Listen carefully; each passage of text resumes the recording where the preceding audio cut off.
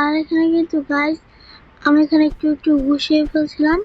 তারপর দেখেন আমার সঙ্গে এখানে একটা সে দুর্দান্ত গ্লিচ হয়। এখানে আমি এখানে উঠি সবাই আমি ফালিয়ে দেবো। আর দেখবেন শুধু আমার সঙ্গে কি গ্লিচটাই না হয়।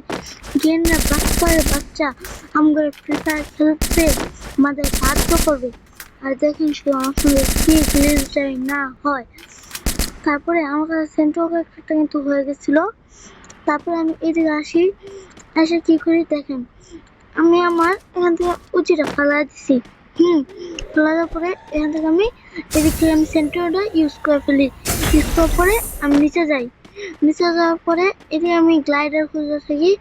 গ্লাইডার খোঁজার পরে কিন্তু আমি একটা গ্লাইডার পেয়ে যাই। গ্লাইডার পাওয়া যাওয়ার পরে আমি একটা উঁচু স্থানে উঠতে উঠতে চাইছিলাম। সেই জন্য আমি উপরে যাচ্ছিলাম। সে আমি সেন্ট্রালটা রেখে এসেছিলাম। কারণ উপরে যাচ্ছি, উপরে যাওয়া সেন্ট্রালটা ইউজ করে ফেললাম। এখন যেহেতু ওই দিক থেকে জুম আসছে আমার কিন্তু যাওয়া লাগবে, একটু সামনে যাই। এটা ভেবে আমি কি হয়েছি গ্লাইডারটা ইউজ করে এখানে এসে পড়ছি, ল্যান্ড করলাম। এখন আমি এই জায়গায় বসে রয়েছি, আমার কেমনে গিয়ে না এলিমিনেটটা করলো তো আপনারা দেখেন।